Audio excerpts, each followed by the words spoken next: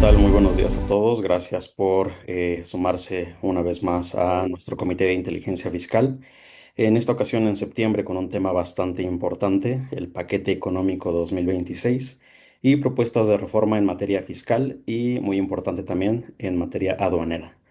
Justamente para iniciar con este tema, tenemos un invitado muy especial, nuestro socio, el licenciado Ernesto Cervera, socio de Comercio Exterior, quien justamente va a hablar de este punto. También se encuentra con nosotros en esta ocasión Miguel Hernández, nuestro director de certidumbre fiscal, y Diego Ramírez, gerente de impuestos, quienes abordarán el tema completamente puntual y efectivo.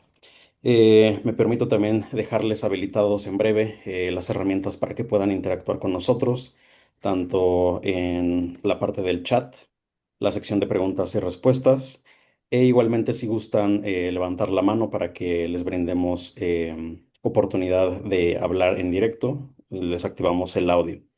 Esa es la parte para que puedan interactuar con nosotros, que es algo importante también para escucharlos, dudas puntuales, comentarios. Y en la sección también de el chat vamos a estar dejando información importante, tanto de nuestros canales como la forma en la que nos pueden contactar. Sin más por el momento, muchas gracias por sumarse una vez más y los dejo con ellos. Adelante, por favor. Gracias, Alejandro. Buenos días, Ernesto, ¿cómo estás? Espero que todo muy bien. Diego, Buenos buenos días, pues, días. Y muchas gracias a todos los que están de manera remota escuchándonos. Como cada mes, es nuestro Comité de Inteligencia Fiscal. En esta ocasión no vamos a tocar temas bastante técnicos, sino más allá de esto. Recordemos que el 8 de septiembre se presentó el paquete económico para el 2026. ¿Qué lleva este paquete económico? Pues realmente las principales políticas de cómo se va a manejar nuestro país en materia económico-fiscal y aunado a esto se generaron algunas propuestas de reformas. Estas propuestas de reformas creo que de lo más relevante porque lo vamos a ver un poquito más adelante, estos proyectos de reformas, sobre todo en materia aduanera, son muy relevantes, ¿no? Pretenden hacer un control más estricto en materia de comercio exterior bajo ciertas situaciones que Ernesto nos comentará. Por eso ese tema que es el más importante no porque los demás no sean importantes, pero este que es un tema bastante importante para esta charla, la vamos a dejar un poquito al final, con la finalidad de que se pueda explicar cuál es la visión que tiene la autoridad en materia aduanera para el próximo y los próximos años, ¿no? También es importante comentarles que estas iniciativas de reforma, como en todos los años, es bastante recaudatoria en cuanto a algunos productos en particular, hablando del IEPS y temas de cómo controlar la evasión fiscal a través del Código Fiscal de la Federación, donde se centra en el tema de los famosos factureros o de operaciones que no tengan un sustento, una materialidad en ello, ¿no? Vamos a ver posibles consecuencias que se tengan. Entonces vamos bordando un poquito y les vamos a compartir la pantalla para poder ir platicando al respecto. Creo que ya se puede ver la presentación y bueno, pues ya nos presentamos. Ernesto es nuestro socio líder de comercio exterior y Diego Ramírez, el gerente de impuestos, ¿no? Eh, Iniciando un poquito con esta charla, les queremos compartir que hay tres pilares de política para efectos del paquete económico. La política de responsabilidad hacendaria, que eso no es otra cosa sino para dónde o cómo ve el gobierno económicamente al país el siguiente ejercicio. Y aquí podemos ver que ellos consideran que va a haber un crecimiento económico del 2,3%. Sin embargo, va a haber un déficit del 3,6% del PIB. ¿Qué quiere decir esto? Que como país se va a gastar o invertir más recurso del que va a obtener a través de la política de ingresos. También nos establece que la trayectoria de la deuda se va a mantener. ¿Que eso qué quiere decir? Pues no más que vamos a seguir dependiendo de cierto endeudamiento. ¿Y por qué? Porque pues al final de cuentas es lógico que si vamos a gastar más de lo que ingresamos, pues tenemos que sacar esos recursos.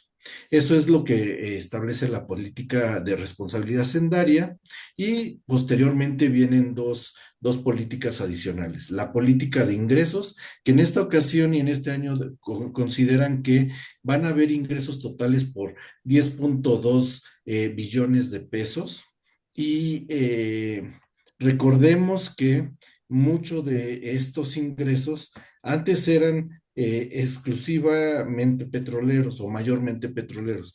Actualmente, y lo vamos a ver más adelante, el ingreso en cuanto a fiscalización es más relevante. ¿Qué nos lleva a esto? Que va a haber un incremento de ingresos de aproximadamente el 6,3%. De esos incrementos, el tributario va a llevar un 5,7%, que es lo que piensan recaudar más las autoridades, y en ingresos petroleros un incremento del 20,3%.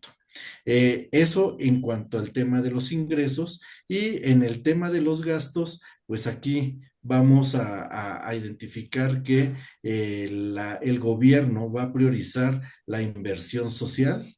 Y esto de inversión social es el tema de programas del bienestar, como ellos lo han llamado, y una infraestructura estratégica.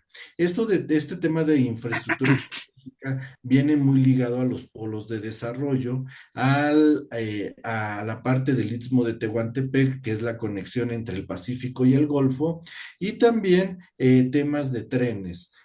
Hace poco tiempo se anunció un tren de pasajeros en el norte, hacia Monterrey, y el de México Querétaro. Entonces, esa es la infraestructura estratégica que se tiene para parte del gobierno y es en lo que se va a gastar. También, ¿qué criterio se tiene? Continúa el tema de la austeridad republicana, que es que el gobierno gaste menos cada vez, ¿no? Que sean más austeros. Sin embargo, vamos a ver un poquito más adelante cómo se va a comportar el gasto, donde sí hay unos incrementos en ciertos sectores y muy pocos decrementos de ingresos en cuanto al presupuesto de egresos de la federación. Y el punto más importante que considera el gobierno es el combate a la corrupción. Ese combate a la corrupción que pues efectivamente mucho daño le hace al país y al final del día estos tres grandes pilares es conforme se rige esta política económica. Hay que recordar nada más que fue presentada a diputados, que es la Cámara de Origen el 8 de septiembre. Ahorita se están haciendo todos los análisis de esa ley de ingresos, ese paquete económico que incluye el presupuesto de egresos. Posteriormente va a la Cámara de Senadores. Si hay alguna modificación, regresar a la Cámara de Origen. Si no, ya es para su publicación, ¿no? Que esto será por noviembre, de finales de noviembre. En cuanto a los ingresos aquí, Diego, si quieres, venos platicando un poquito y por qué decimos que el tema de impuestos es bastante relevante y cómo se va a componer esos 10,2 billones de pesos. Y bueno, antes que nada, un saludo a todos, gracias a toda la audiencia por estar aquí acompañándonos. Y sí, como lo comentabas en las diapositivas anteriores, el crecimiento por ingresos tributarios son importantes, ya que están representando un aumento cerca del 10% en referencia al año anterior y principalmente en ISR. En IVA también están presupuestando un gran crecimiento, dado que están subiendo los sueldos y esto nos está permitiendo tener mayor flujo de efectivo y operaciones comerciales, lo que dará efecto a la causación del IVA. Y en IEPS hay cambios muy importantes, específicamente en bebidas saborizadas está teniendo un gran incremento y por ahí tenemos también un nuevo impuesto un nuevo objeto que va a ser el de los juegos con violencia. Y bueno, recordemos que una de las principales características del IEPS, entre otras, es el hecho de desincentivar ciertos consumos a productos que no benefician a la salud. Y en este sentido, el Ejecutivo está suponiendo o está presumiendo que el consumo de estos juegos está elevando por ahí los niveles de violencia en el país. Y bueno, todo esto, ¿cómo lo voy a llevar a cabo? Como ya lo hemos venido platicando en diferentes espacios como este, con el tema de la recaudación y de todos estos programas que están haciendo modificaciones para planes de vigilancia profunda, cartas de invitación, y es como ellos están proyectando este crecimiento para el 2026. Y no me gustaría pasar de largo, Miguel, el tema de que este paquete económico es realmente el primer paquete de esta nueva administración de la presidenta Claudia Sheinbaum, porque ella venía trabajando con el paquete anterior, pero este realmente es el nuevo, donde nos deja muy claro por dónde va esta política económica que va a llevar en su administración. Sí, incluso aquí, Diego, a reserva de que lo veamos más adelante con mucho detalle, hay un incremento también relevante en los temas de impuestos del comercio exterior, ¿no? Está presupuestado un incremento de 10,000 millones de pesos, que es muy relevante, ¿no, Ernesto? Porque al final del día, lo que quiere combatir la autoridad es toda esta parte del contrabando. ¿Tú cómo lo ves? Sí, es correcto, Miguel. La tendencia después de los acontecimientos que han pasado referente a huachicol fiscal, a operaciones inexistentes, pues obviamente el gobierno está endureciendo la política en cuanto a la aplicación de multas. Entonces, esto se refleja en el incremento que tú comentas. Ya lo veremos más adelante, pero está endureciendo las medidas. Las propuestas se endurecen de manera significativa las infracciones o irregularidades en el comercio exterior. Asimismo, también implica ya también las responsabilidades más directas por parte de los agentes aduanales. Entonces, esto obviamente va a incrementar por concepto de multas y también por captación de impuestos, ¿no? Nada más como comentario adicional, el IVA que se recauda a nivel nacional aproximadamente más del 60 o 70% aproximadamente se recauda por las aduanas. Así es, y por eso es que estos temas, y creo que, como bien comentó Diego, la política que viene con esta administración, que es su primer paquete económico, viene con fines de recaudación y ajustes a ciertas normas, ¿no? Entonces, hay que ir analizando y vamos bordando y vamos a ver el porqué de estas modificaciones, ¿no? Al final del día venían ya combatiéndose el tema de comprobantes falsos, ya tenía mucho tiempo este tema de las revisiones profundas que al final del día sí eran un efecto recaudatorio, pero todavía no se modificaba el tema de aduanas, que eso es lo que vamos a ver a casi al final de la sesión, pero es bastante relevante porque sí le están apostando mucho a este tema recaudatorio en materia de comercio exterior. Entonces, continuando un poquito con la presentación, bueno, vamos a pasar muy rápido a este tema del presupuesto de egresos, donde vamos a ver que el incremento más importante en materia de presupuesto de gastos o inversiones va a estar en el sector de energía, en la Agencia de Transformación Digital y Telecomunicaciones, que recordarán que aquí ya se absorbió todo lo que fue la COFESE y el IFETEL. Entonces, ya por eso es que hay un incremento en este punto, y Nos causa mucha sorpresa este tema de el poder judicial, ¿no? Recordemos que nos venían dando el discurso que la parte judicial era bastante onerosa para el país, por eso se hizo la reforma al poder judicial, entraron los nuevos ministros los nuevos jueces al gobierno y resulta que en el presupuesto de egresos hay un incremento del 17% de lo que se venía trabajando el año anterior, ¿no? Entonces, ese discurso de va a costar menos la justicia, pues pareciera que no es así. Habrá que ver también la eficiencia de los jueces, de cómo estén moviendo y dando sus resultados. Habrá que analizarlos para poder conocer si efectivamente, a pesar de ese incremento en el gasto en el Poder Judicial, se va a mejorar los tiempos de los juicios, ¿no? Que eso sí hay que estarlo analizando. Y recordarán que también vimos o platicábamos que se va a invertir mucho en el tema de el bienestar social. Por eso es que en los programas de bienestar hay un incremento del 12,4%, ¿no?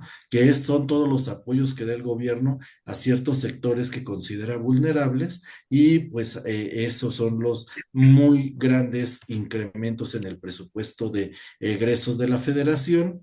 Y algo muy curioso, lo único que sí disminuye es el Tribunal Federal de Justicia Administrativa, tiene un pequeño decremento del presupuesto del 0,6% y el de Anticorrupción y Buen Gobierno, que antes era la Secretaría de la Función Pública, y pues aquí hay un decremento del 0,9%, ¿no? Entonces, son de los temas que sí hay que estar analizando un poquito, porque al final del día es donde están invirtiendo todos los recursos que está obteniendo nuestro gobierno.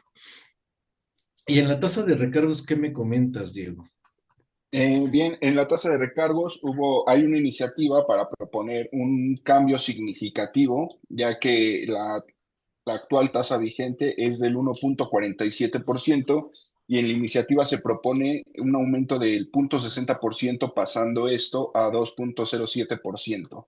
Y aquí importante mencionar, Mike, que la tasa de recargos viene fija desde el 2017-18, que si no mal recuerdo venía del 1,13%. Entonces fue una tasa que se mantuvo estable desde ese año hasta 2025 y para 2026 pues es lo que se planea. Y con esto creo que el enfoque es contribuir a fortalecer esta cultura contributiva y más allá de eso, que sea en tiempo y forma, que el ejercicio sea muy puntual y pues esta medida es para, si bien obtienen los recursos, que los mantengan de manera más oportuna. Correcto. No, y esta parte de la ley de ingresos de la federación, aparte de darnos la pauta de qué es lo que piensa recaudarle a la autoridad, cómo lo va a hacer y cuánto es, porque nos vamos a detalle, ya hay recargos, hay accesorios, contribuciones de mejora, etcétera. También hay que considerar que la ley de ingresos de la federación que o siempre ha manejado ciertos beneficios, esos beneficios a través de algunos estímulos o algunas reducciones. Y van a continuar algunos beneficios, como es la reducción de multas del 50%. ¿Y esto cuándo va a ocurrir? Cuando inicien las facultades de comprobación y hasta el momento en que se levante el acta final, ¿no? O se vaya a notificar el oficio de observaciones. Si yo me corrijo, me van a poder hacer una reducción de la multa de hasta el 50%. Pero ¿qué pasa si digo, sabes qué? Pues ya tengo mi oficio de observaciones y aún no considero que vaya a corregir mi situación fiscal porque tengo los elementos para pelearme. Bueno, y ya al final del día veo que me va a convenir esta parte de pagar lo que tengo que pagar, la multa se ocurre después del acta final y hasta antes de que se emita la resolución definitiva, puedo pagar el impuesto, los accesorios y la multa puede reducirse al 40%. ¿Qué es lo que ocurre aquí? Siempre van a ser multas derivadas del incumplimiento de las disposiciones fiscales, ¿no? Que sean distintas al pago. Al final, el pago del impuesto, ese sí se tendrá que desarrollar y realizar. Estimos los fiscales que se mantienen, pues el diésel y biodiesel, que eso es para ciertos sectores de económicos, autotransporte de carga y de pasajeros, el peaje en autopistas, combustibles fósiles no destinados al tema de la combustión. Continúa el tema de el estímulo de la minería, que es un acreditamiento de un derecho especial que tienen, y en la enajenación de libros, periódicos y revistas. También hay que recordar que continúa esta parte de ese estímulo fiscal. Aquí y ayer que teníamos con un foro, una plática de cómo se había movido este paquete económico, hay una situación muy particular. La tasa de retención de intereses que hace el sector financiero hacia los que tienen inversiones, ¿no? Se incrementa y es un incremento significativo que va del 0,50% al 0,90%. Entonces, ahí estaremos analizando pues cuál es la repercusión que se tiene, ¿no? Si es mi único ingreso, aquellos que no se dedican a otra cosa más que a esto, bueno, pues van a tener Aquí este no. incremento, y aquellos que tienen algunos otros ingresos, habrá que ir analizando cuál es la tendencia de los ingresos, porque seguramente van a tener un impuesto a cargo y no hay que darle esas sorpresas, ¿no? A los que tengamos ingresos por intereses, que digamos, oye, si lo sumo a mis demás ingresos, pues tengo que pagar un impuesto adicional. Pues sí, porque ya lo estoy combinando, ¿no, Diego? Sí, y aquí, como lo comentábamos ayer, Mike, es un crecimiento bastante relevante y pues esto va a afectar para todo el sector que maneja el tema de las inversiones, pues se va a ver muy afectado, ¿no? Un 40% más un punto 40% más de retención, creo que ahí va a afectar significativamente a estas personas. Y bueno, Así es. en materia de ISR y de IVA, está estableciendo o promoviendo ahí algunos cambios que van a ser reglas para donativos en desastres, los cuales, ¿cómo se manejan? Va una donataria autorizada, ellos reciben de primera mano y el tema de de trasladar estos bienes a otras entidades que sean únicamente por rescate y reconstrucción, van a tener ahí unas reglas muy específicas. Sobre el régimen simplificado agropesquero, bueno, lo que ya bien menciona ahí, sobre un límite de 900,000 pesos, solamente se va a tributar por el excedente. Y bueno, los topes globales y estímulos culturales también se está proponiendo un cambio a ellos, con topes de 750 millones de pesos para producción cinematográfica, 65 millones de pesos para distribución de cine y 250 millones de pesos para todo el tema de teatro, libros, artes y etcétera. Y aquí un cambio que es importante, Miguel, es el tema de eh, los estímulos que se están dando para los deportes de alto rendimiento. Y a partir del 2026 es lo que se está promoviendo y todo el tema de patrocinios, de instalaciones, es lo que va a ser sujeto de este estímulo. Y recordemos que aquí, y justo Diego, es algo relevante porque años anteriores ya venía este estímulo. Sin embargo, en el gobierno en el sexenio anterior, hubieron un par de ejercicios donde eliminaron este estímulo. Entonces, al final del día, qué bueno que se retomó, porque creo que puede ayudar a bastantes atletas de alto rendimiento. Y bueno, al final del día, que creo que esto fue un acierto de esta administración al volverlo a incluir. Y también esta parte de los cambios, hay un tema muy relevante. En el tema de las plataformas tecnológicas, pues aquí hay un cambio relevante. Recordemos que ya venía una retención del 1% de impuestos sobre la renta a aquellas plataformas que intermediaban la enajenación de bienes o prestación de servicios. Esta tasa de retención era del 1%, perdón, y para 2016 se aplicará la tasa de retención del 2,5. Por eso es que decimos que es bastante recaudatorio. Ahora bien, aquí hay que recordar también quiénes van a hacer la retención. Para las personas morales que presten o vendan estos tipos de servicios vía plataformas, tendrán que realizar una retención de ISR del 4%, sin deducciones a que vendan y presten servicios en plataformas, ¿no? Pero eh, aquellos usuarios que utilicen estas plataformas y que no proporcionen el RFC a esta plataforma, esa retención será del 20%. ¿Por qué? Porque al final de cuentas lo que quiere la autoridad es rastrear a todas las personas o contribuyentes que deben de estar inscritos ante el RFC.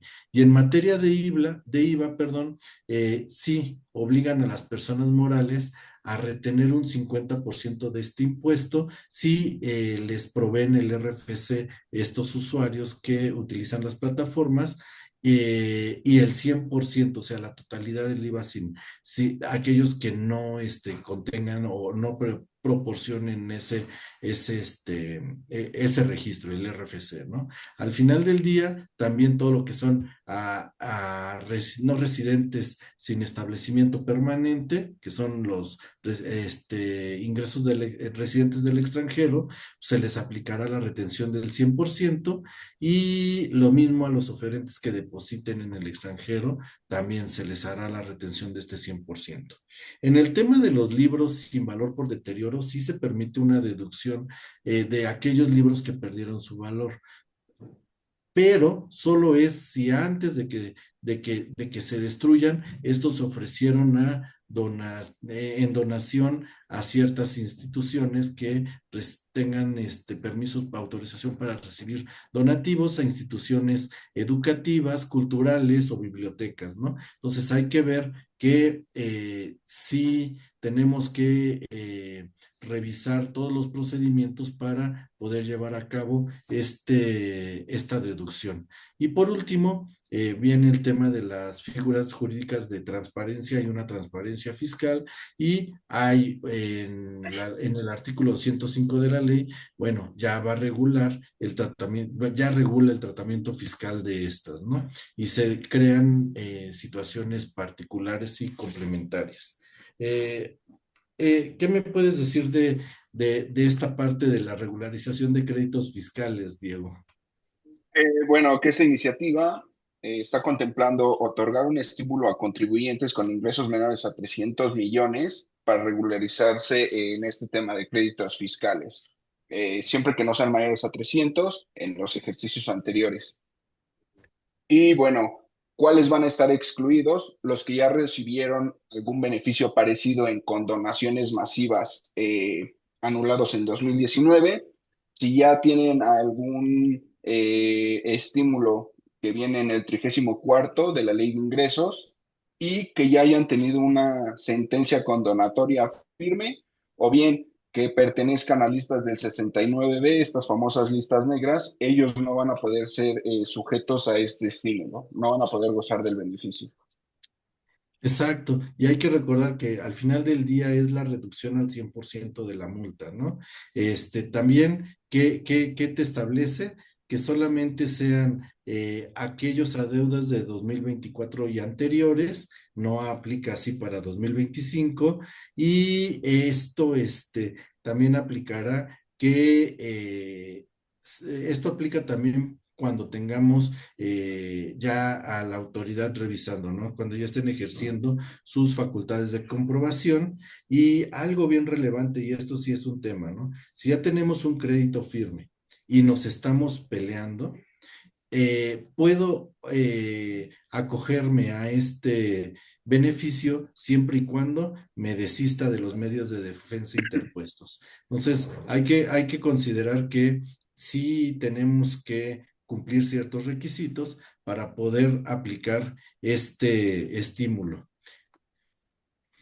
Y el tema de la repatriación de capitales es un tema bastante importante porque nos dicen, oye, podrás traer del extranjero los recursos que tengas y nada más vas a pagar el 15% del impuesto. Sin embargo, hay que pensar más allá, ¿no? Y recordemos cuando también se han hecho repatriaciones de capitales anteriores y que con la administración anterior empezaron a decir, oh, bueno, si bien ya pagaste el impuesto, necesito saber de dónde vino ese recurso, si ese recurso fue lícito, cómo lo obtuviste, dónde lo obtuviste, y a muchos tuvieron que pagar un impuesto adicional. Entonces, nada más hay que verificar si es conveniente o no acogerse a este beneficio, pero al final del día, ¿qué establece? Que voy a pagar por lo que yo, los capitales que yo traiga a México, ese 15%, tendré que cumplir ciertas características y lo tendré que pagar durante los 15 días naturales siguientes a cuando haya ingresado ese beneficio. ¿Cuáles son las letras chiquitas de esto? Es que al final del día voy a tener que invertir estos recursos en situaciones muy particulares, en activos fijos, terrenos, construcciones, investigación y desarrollo, bonos de deuda gubernamental. Oye, si le debo al SAT, pues pago de pasivos a favor de la federación. Y en este tema, y viene mucho el asunto de, oye, también podrás utilizarlos si los aplicas en lo que son el Plan México, en todo lo que ha venido manejando la administración y en los polos de desarrollo. Si haces inversiones en estas regiones, al final del día vas a poder tener ese beneficio del 15%. Pero si antes de 3 años haces decreto de dividendos, habrá una retención adicional del 20%, ¿no? Que ya estamos hablando de el 15% que pagué más el 20% que me retienen, pues ya tengo ahí el 35%. Por eso hay que revisar bien este tema, ¿no? Y aquí hay algo muy curioso, ¿no? Viene el Mundial. ¿Y qué me puedes decir de esto, Diego? Bueno, que esta iniciativa está proponiendo que todos los que intervengan en este evento a nivel mundial, que va a ser celebrado en México, Estados Unidos y Canadá, no van a ser sujetos de cargas contributivas y no van a estar, no van a ser fiscalizados. Sin embargo, para esto, pues hay que cumplir una serie de reglas, como la primera, que es que la FIFA tiene que darte esa certificación para poder pertenecer a este padrón de prestadores de servicios enfocados al evento. Y bueno, recordemos que esto se va a llevar a cabo en 2026 y no van a ser pago de impuestos, no van a ser sujetos de retención y traslado de contribuciones y el entero relacionado con ingresos obtenidos por su participación. Entonces ahí pues sí están dando este beneficio, dado que es mucho lo que se mueve en este evento. Sí, curioso, ¿no? Pero sí tenía que ver algo para que hubieran mayores inversiones en este ejercicio que es muy particular para el deporte aquí en México. Y ya nos vamos al tema de las propuestas de reforma en materia del Código Fiscal de la Federación y prácticamente vamos a ver que es bastante, se va mucho al tema de factureros, a mucho al tema de los sellos digitales, donde al final del día primero, el SAT va a validar o podrá validar la identidad de la e-firma, mandando a llamar a los contribuyentes. También en la cancelación de los certificados emitidos por el SAT, los sellos digitales, pues hay un supuesto de cancelación de los sellos, que este supuesto prácticamente es si no desvirtuó el que haya emitido o haya recibido comprobantes falsos, ¿no? O comprobantes que no soporten operaciones válidas. También, ¿qué temas hay en restricción de sellos? Pues vamos a tener el tema de restricción de sellos ahora sí, cuando haya problemas en materia aduanera, cuando haya créditos fiscales no pagados y cuando haya incumplimientos y sobre todo en este tema, ¿no? La clave de ingreso correspondiente en el campo tipo de comprobante ya empieza a decir, tienes fallas en esto, vamos a cancelarte tu sello cuando se enajenen combustibles sin contar con el permiso de la CRE, y esto es mucho por el tema del huachicol que ha venido fortaleciendo este tipo de mecanismos para evitar ese tipo de transacciones, ¿no? También hay un tema que aquellos que reciban comprobantes falsos y que son comprobantes falsos porque van a decir si está timbrado es que es correcto, denominan falsos aquellos que contienen operaciones simuladas. Entonces, si ya la autoridad detectó que tú obtuviste este tipo de comprobantes y no reviertes tu efecto fiscal en 30 días, entonces te estarán restringiendo el sello, ¿no? Al final del día es este tema muy relevante porque pues, si no tenemos los sellos no vamos a poder seguir operando, timbrando nóminas, timbrando facturas y ya se vuelve un tema bastante complejo. Y hay un tema bien importante que al final del día hay que tomar en consideración y es para aquellas empresas que se van a crear, que se van a constituir al momento de poder, de ir a inscribirse al RFC. Si el representante legal o algún socio accionista está o estuvieron en las listas del 69, 69B o 69B bis, ya sea un EFO o un EDO calificado así, pues no podrán inscribirse, les podrá el SAT negar la inscripción al RFC. Por eso es que mucho se está considerando él si ya actualizaron a su representante legal o a sus socios accionistas vía la informativa particular, ¿no? Que son de los avisos que muchas veces se nos olvidan, pero aquí sí, si eres una empresa que te acabas de constituir, vas al SAT, pero el socio resulta que está en las listas negras, te van a negar la inscripción al RFC. Entonces, hay que tener ya mucho cuidado con esto. Y bueno, vienen más temas de requisitos de comprobantes fiscales, ¿no, Diego? Sí, en el artículo 20A de Código Fiscal, que nos establece todos los requisitos, se planea incluir algunos cambios, como es el tema de hidrocarburos que bien comentabas, el número del permiso que proporciona la CRE. Y en la fracción 9 adiciona un requisito para jurar de manera expresa en el CFDI, que son bajo protesta de decir verdad, que son CFDIs con operaciones reales.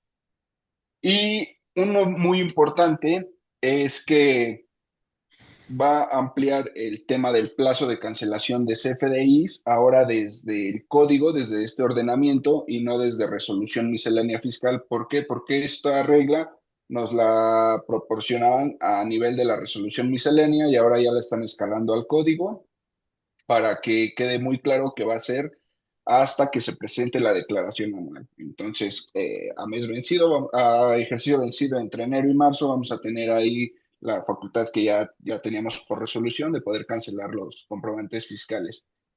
Y aquí fue donde hicieron ese ajuste, Diego, particularmente del tema de los comprobantes falsos. Recordarás que nada más decía, oye, no serán deducibles los comprobantes falsos, y decías, bueno, es que, ¿cómo voy a tener un comprobante falso si el propio SAT me lo está timbrando? Y por eso es que te establece, debe amparar operaciones existentes, verdaderas o actos jurídicos, porque si no, entonces se considera falso. Y es donde ya cierran ese candado que anteriormente se iban porque decían, pues, ¿cómo puede ser falso si está timbrado? Incluso el SAT ya lo Ante tiene, ti, ¿no? ¿no? Ante ti, correcto. Eso creo que es lo más relevante y la autoridad ya podrá verificar la existencia de esas operaciones. Entonces, sí hay que tener mucho cuidado porque, pues, anteriormente nos podríamos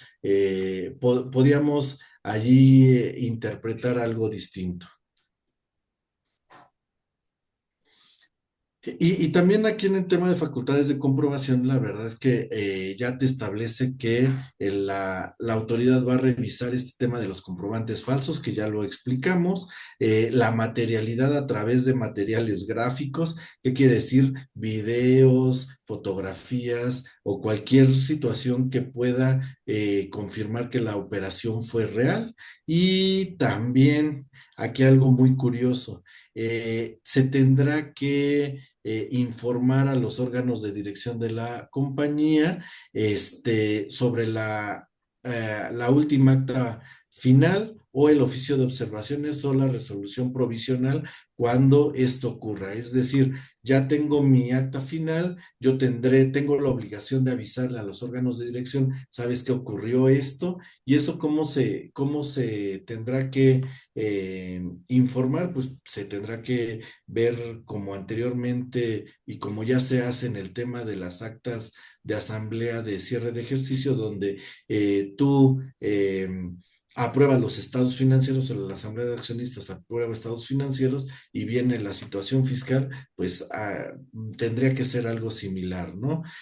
También ya podrá la autoridad solicitarle, anteriormente la autoridad solicitaba a los bancos la información de cierto contribuyente y se la otorgaba, ahora puede ir con terceros. Y eso ya lo hacía a través de Compulsa, pero ya aquí queda más claro, donde a través de terceros podrá solicitarle informes, documentos o contabilidad, todo ¿para qué?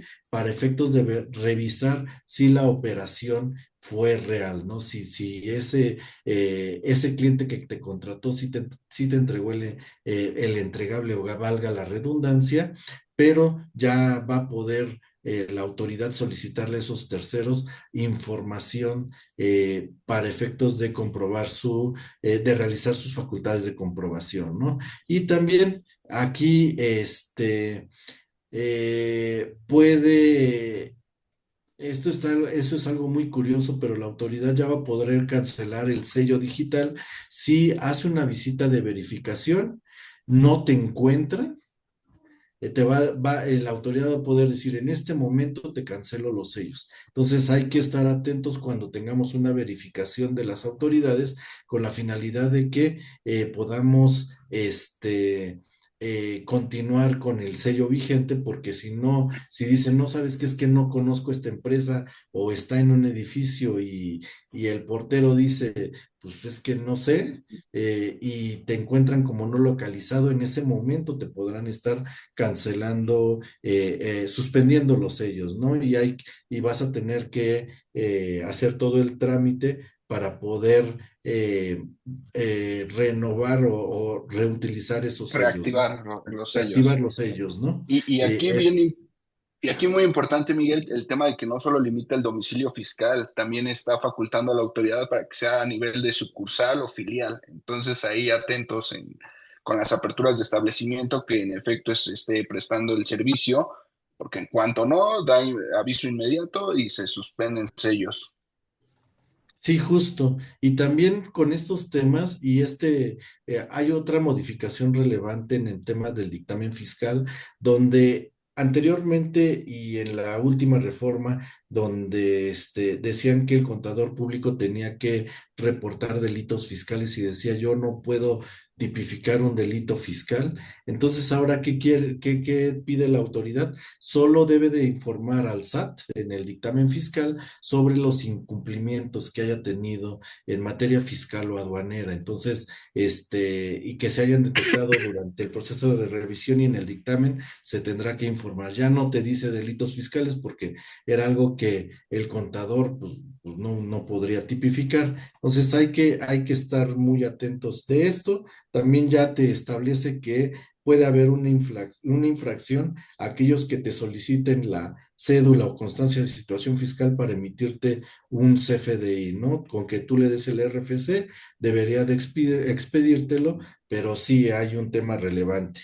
Y también, y sobre todo, y ya para pasar al tema aduanero, en las presunciones, en el Código Fiscal se establecen ciertas presunciones de contrabando, que es cuando las mercancías destinadas al depósito fiscal no llegan al almacén autorizado en los plazos correspondientes. Se sanciona también la transferencia de mercancías de importación temporal, y eso recordemos que fue un ejemplo el tema del calzado, donde decían importo temporalmente, pero ya no sale, sino aquí ya se comercializa. Entonces, este tipo de situaciones particulares son las que ha llevado a la autoridad a que en materia aduanera haya modificaciones, ¿no? Todo lo que es introducción de mercancías de un régimen temporal y que se queden en el país, pues al final dicen, oye, estás dejando de pagar ciertos impuestos, ¿no? Y también por estos motivos, y ahorita ya le cedo la palabra a Ernesto con la finalidad de que nos explique todo este tema aduanero, se establecen penas para el contrabando, ya con penas corporales de 5 a 8 años de cárcel. También hay delito por la expedición o enajenación de estos comprobantes falsos, y tendrán de 3 a 6 años de prisión a quienes de forma consciente declare datos falsos o presente documentos falsos o alterados. Y aquí es declare datos falsos. Oye, si yo emití un comprobante erróneo, te- este, y fui consciente, pues ahí ya tengo un agravante, ¿no? Y ya esas son cuestiones penales. Y ya hablando de todo esto, estimado Ernesto, si nos puedes platicar un poquito del tema de los cambios en la ley aduanera, por favor. Ay, a ver, Sí, déjame claro que nomás, sí. aquí está. Ok, el anterior, por favor, es una pequeña introducción nada más, por fines de puntualizar, No, ¿no? Ay, a ver, perdón, déjame. faltó esa. A ver, aquí, esta es la primera que tengo de la ley aduanera, estimado. Es correcto. Bueno, ok. Bueno, nada más con la finalidad de introducir rápidamente, pues la ley aduanera, porque en algunos casos no se le ha dado la dimensión tan profunda que tiene en la cuestión del cumplimiento fiscal en México. Hoy es una ley que regula el comercio exterior. La ley de comercio exterior en México es la ley normativa, pero la ley aduanera es la ley que regula el comercio exterior en México. Por otra parte, pues tiene una función fiscalizadora, ¿no? Fiscaliza, obviamente, el correcto pago de los impuestos al comercio exterior y también el cumplimiento de regulaciones y restricciones no arancelarias, es decir, permisos para importar o para exportar en cuotas compensatorias, etcétera, etcétera. Eh, Obviamente, si fiscaliza, tiene una función recaudatoria. Como comenté hace rato, el 60 o 70% del IVA a nivel nacional se capta por las aduanas. Adicional, se capta el impuesto general de importación, puede ser el impuesto especial sobre producción y servicios, sobre automóviles nuevos, etcétera, etcétera. Entonces, es un importante recaudador de ingresos. Por otra parte, es un instrumento de política económica, es decir, la ley agraria nada más se limita a operar o cumplir funciones a nivel nacional, ¿no? También se limita a fijar políticas tributarias, políticas comerciales. ¿Por qué? Porque es el instrumento, como ya señalé, de regulación del comercio exterior en México. Y este instrumento de regulación, bien aplicado, pues obviamente fomenta sectores de la economía nacional o los desalienta si no se ejerce una correcta política económica relativa a la ley aduanera. La siguiente, por favor, ahora sí ya entramos al...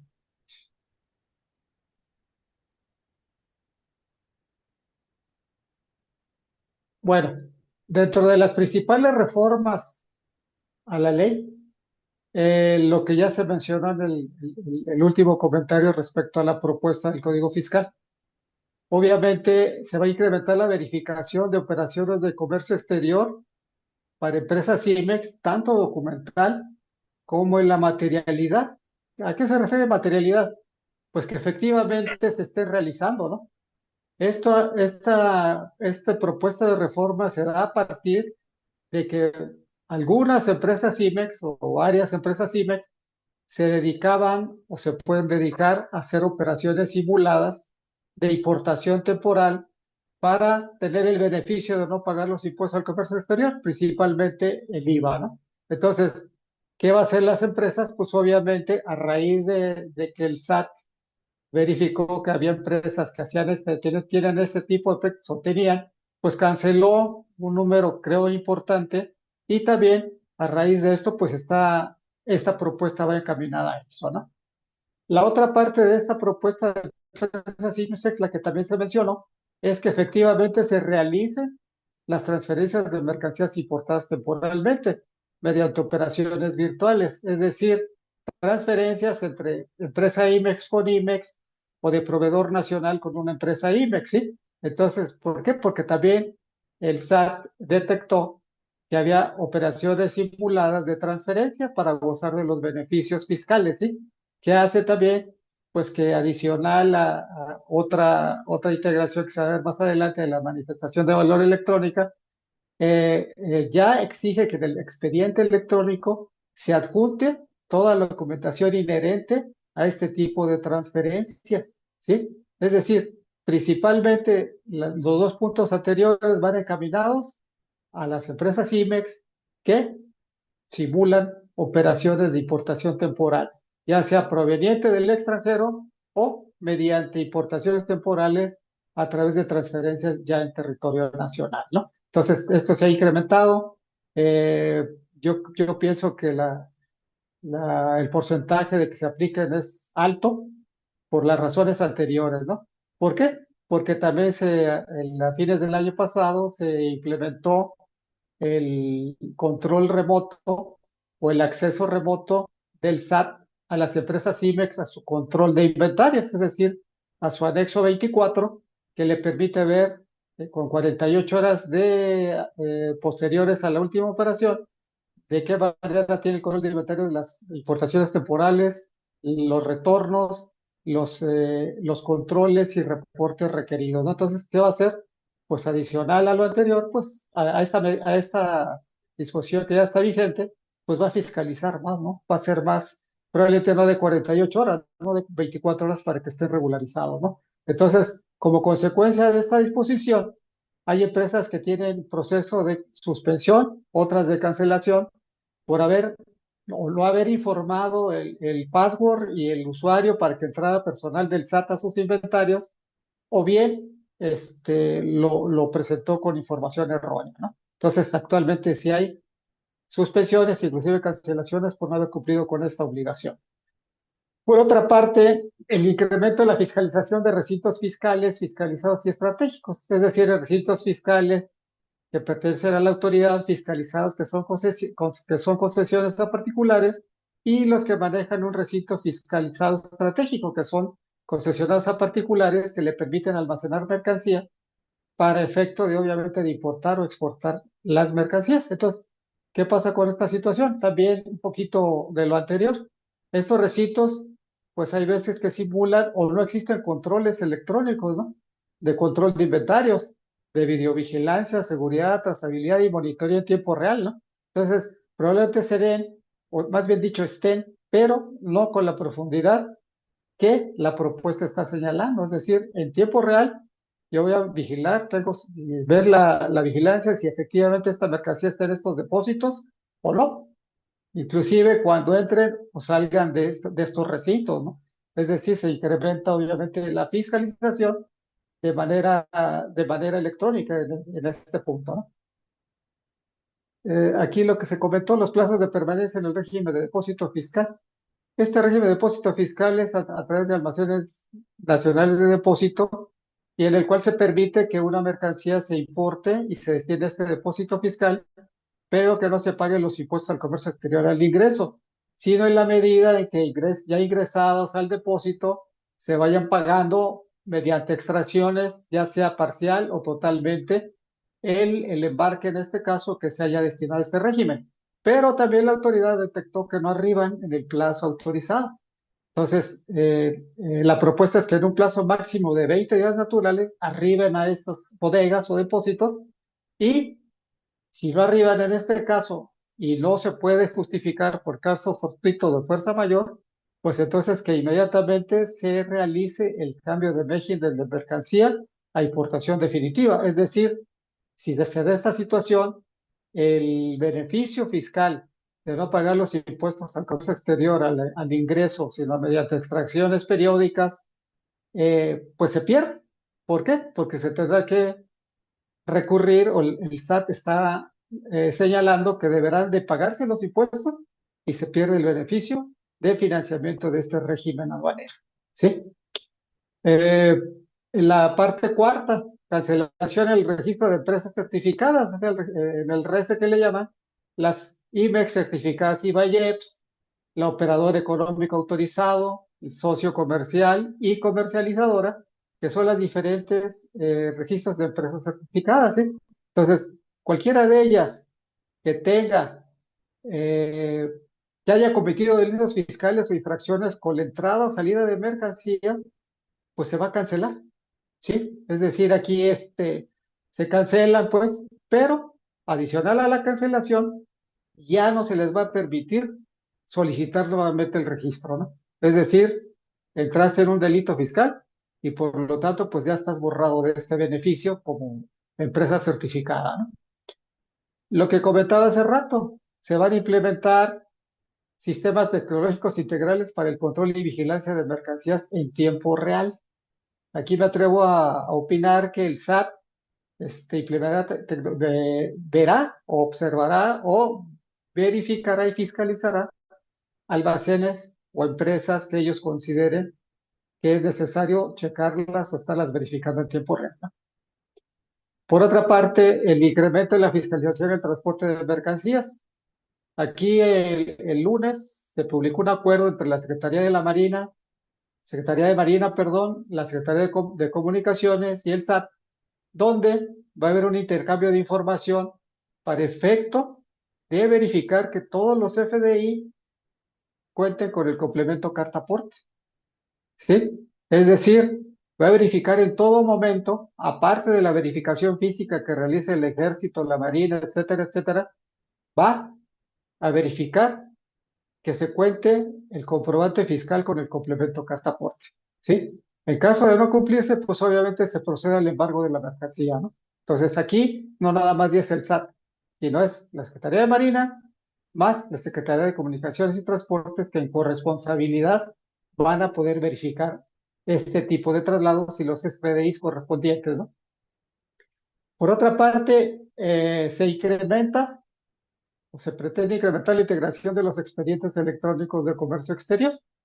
Estos expedientes, como señala la disposición, dice, la propuesta, deben de archivarse por pedimento, aviso consolidado, documento aduanero que contenga la información o documentación que acredite los recursos empleados para realizar la operación de comercio exterior, es decir, adicional a la factura, certificado de origen, manifestación, bueno, la manifestación de valor, hoja de cálculo que actualmente todavía está, se debe de adicionar los FDIs, ¿sí?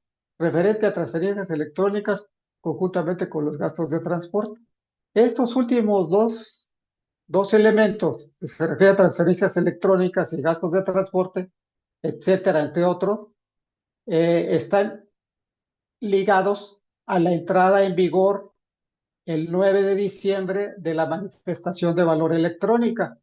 Es decir, esta manifestación de valor que regularmente, yo creo que puedo decir que en un 90% de los casos, el agente aduanal lo realiza o lo realizado por el importador, pues ya va a ser responsabilidad del importador antes de que se realice la operación de comercio exterior. Dentro de ella se adicionan las obligaciones del artículo 81 del reglamento de la ley aduanera, que nos dice que adicional a factura, fletes, etcétera, etcétera, se debe de subir al trámite de la manifestación de valor la forma de pago mediante las transferencias electrónicas, los comprobantes de gastos de transporte, entre otros. Entonces, a raíz de esta disposición de la entrada en vigor de la manifestación de valor, obviamente, pues se debe de integrar al expediente electrónico por operación de comercio exterior que realiza el contribuyente, ¿no? La otra parte o la otra contraparte, podría decir, es que se aumenta la responsabilidad solidaria a los agentes aduanales. Pues esto a raíz de las noticias, ¿no? Que hubo introducción de diésel, de combustibles, haciendo pasar porque eran aditivos. Pues obviamente aquí hay una corresponsabilidad entre, pues podría decir, de parte del personal aduanero, el importador y obviamente por parte de los agentes aduanales, ¿no? Entonces, ¿por qué? Porque el agente aduanal es el responsable de la clasificación y verificación previo a la importación de mercancías de comercio exterior.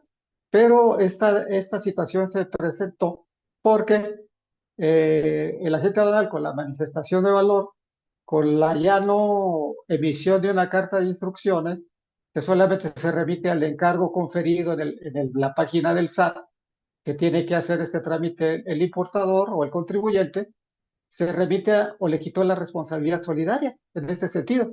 Entonces, se regresa a muchos años anteriores y dice, ahora sí vas a ser responsable si incumples con restricciones y regulaciones no arancelarias, es decir, con permisos de autoridad principalmente, ¿no? Entonces, ¿qué pasa?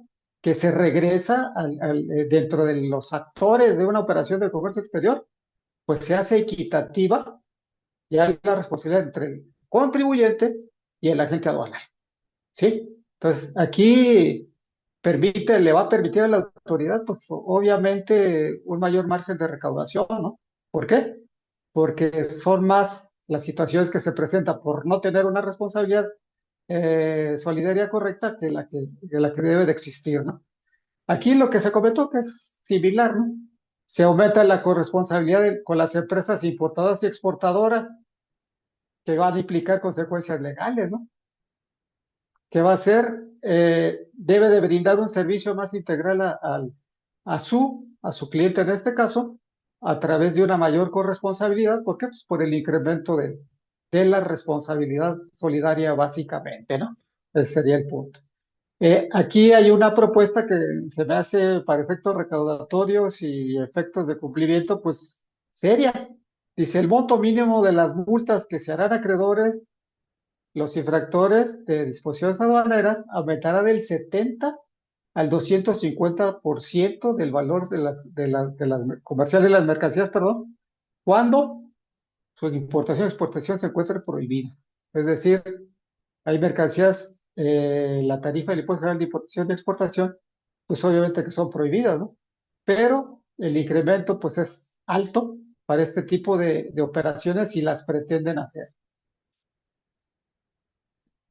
La siguiente, por favor. También esta multa sería aplicable para maquiladas empresas con programa IMEX que importen temporalmente mercancías que no estén amparadas en sus programas.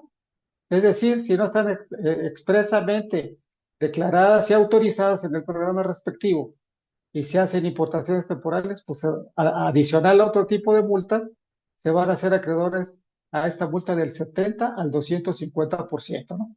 Igualmente, a las que no acrediten permisos o en su caso, normas oficiales mexicanas, ¿sí? O el pago de las cuotas compensatorias, que se refiere a cuotas que compensan la importación de mercancías en competencias desleales de comercio internacional, es decir, en dumping, ¿no?